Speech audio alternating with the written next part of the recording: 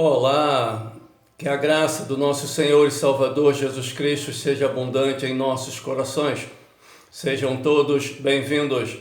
Eu sou o pastor Roberto Gomes e este é o canal O Adorador por Excelência. Hoje nós vamos examinar a palavra de Deus que se encontra no livro de Efésios, capítulo 5, verso 18. E não vos embriagueis com vinho, onde há contenda, mas enchei-vos do Espírito Santo. Tema da mensagem: a plenitude do Espírito Santo. A declaração do apóstolo Paulo demonstra que a plenitude do Espírito Santo depende do modo como o cristão corresponde à graça que lhe é dada.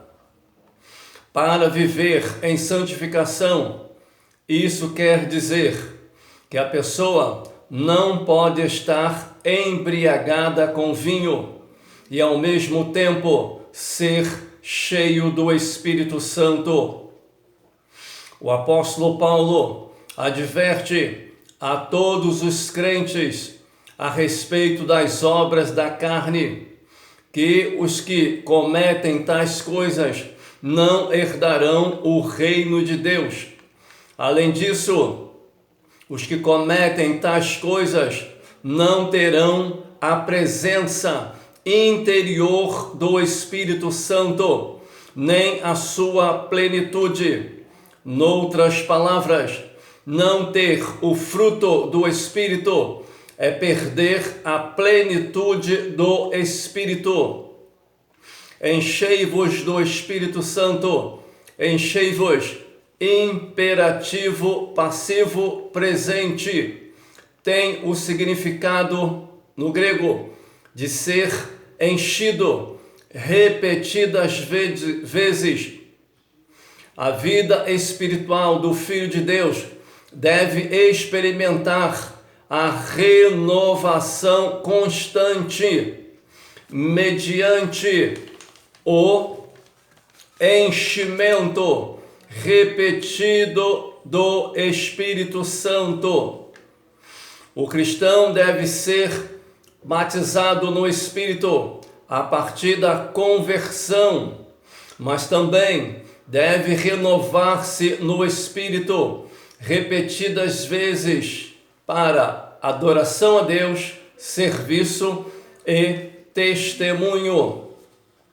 Experimentamos enchimento repetido do Espírito Santo quando mantemos uma fé viva em Cristo. Estamos repletos da palavra de Deus. Oramos, damos graças e cantamos ao Senhor. Servirmos ao próximo e fazemos aquilo que o Espírito Santo quer. Alguns resultados de ser cheio do Espírito Santo: falar com alegria a Deus em salmos, hinos, dar graças e sujeitar-nos uns aos outros. Segundo Maurice Cerullo, o apóstolo Paulo não estava apenas sugerindo ou recomendando que os cristãos fossem cheios do Espírito Santo. O apóstolo não está oferecendo um conselho educado, nem apresentando uma opção a eles. Ele estava dando uma ordem. Encher significa invadir, tomar posse de. Quando o cristão está realmente cheio, o Espírito Santo toma posse dele e então pode controlá-lo. O cristão coloca a sua vontade, a sua mente, as suas emoções e as suas atitudes em obediência e em conformidade com a palavra de Deus. Jesus era cheio do Espírito Santo ele caminhava no Espírito, reagia e era controlado pelo Espírito. A sua mente, as suas emoções, a sua vontade e as suas atitudes estavam continuamente sob o controle do Espírito Santo. Jesus viveu toda a sua vida em submissão, em obediência e em conformidade com o plano e propósito de Deus. Pelo fato de Jesus caminhar na plenitude do Espírito Santo, o poder de Deus fluía em sua vida. Não era algo instantâneo, mas ocorria como consequência dele viver em submissão e obediência a Deus. A igreja hoje está cheia de cristãos que desejam o poder de Deus operando em suas vidas, querem possuir os dons do Espírito e vê-lo agir por meio deles, desejam ser usados por Deus, mas são poucos os que realmente experimentam a manifestação desse poder que produzia tantos milagres entre os cristãos da igreja primitiva. Sabe por quê? Porque a maioria dos crentes de hoje ainda não morreu. Não pode haver vida genuína no Espírito se não morrermos primeiramente para o nosso eu. É impossível para o crente que tem os seus desejos controlados pela carne viver a plenitude do Espírito Santo. Para viver essa plenitude, devemos crucificar ou mortificar as obras da carne. Para viver a plenitude do Espírito, temos que direcionar a nossa mente e as nossas afeições para as coisas do Espírito. Quem vive de acordo com o Espírito tem a mente voltada para aquilo que satisfaz o Espírito Santo. Se quisermos ter o poder de Deus em nossa vida, precisamos estar dispostos a abrir mão dela, a esquecer totalmente que temos vida própria e entregar-nos a Cristo.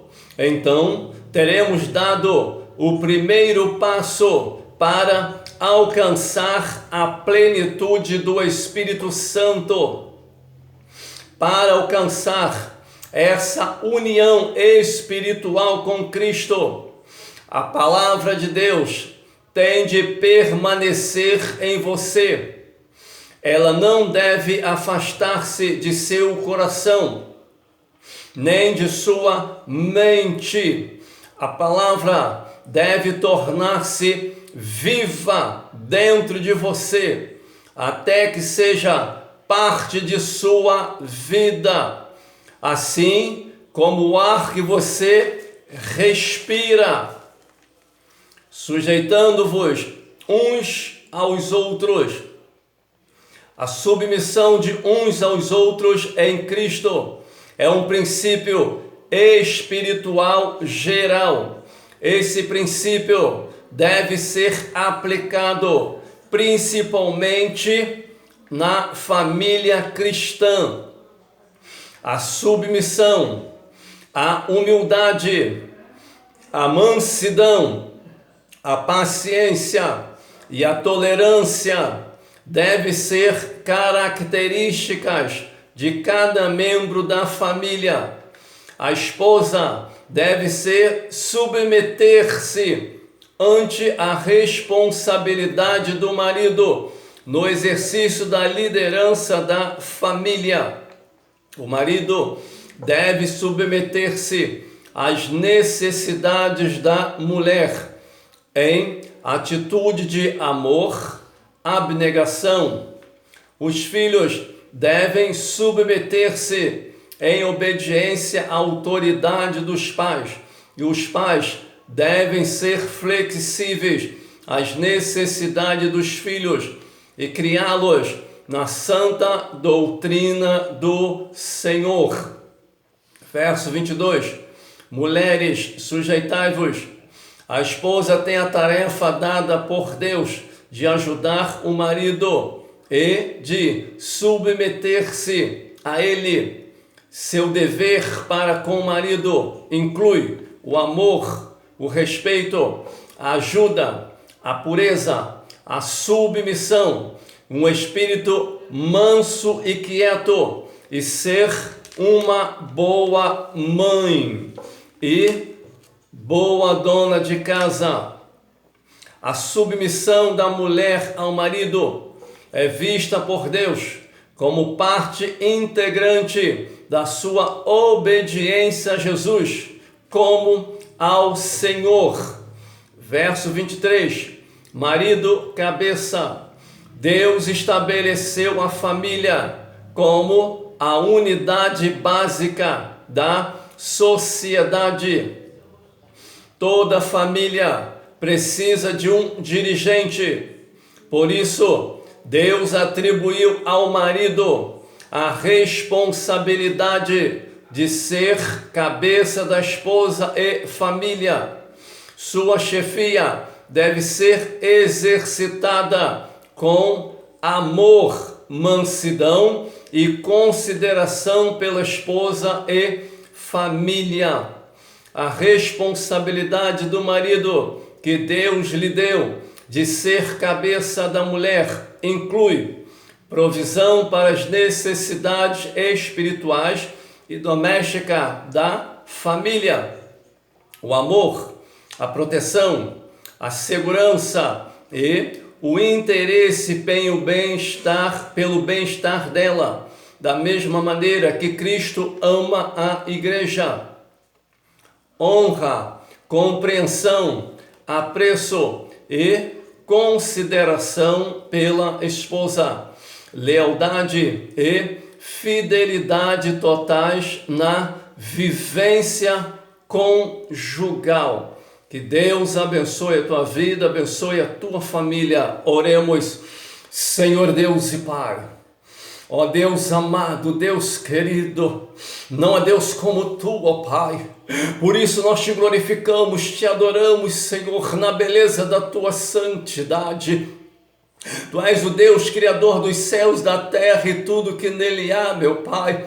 Grande arquiteto, Criador de todo este grande universo. E neste momento, ó Pai, eu entro na Tua santa e gloriosa presença e quero Te adorar de todo o meu coração, entendimento e força, Pai, na beleza da Tua santidade. Que esta palavra, meu Pai, possa vir em encontro às nossas necessidades, a necessidade da Tua igreja, a necessidade do Teu povo, ó Pai.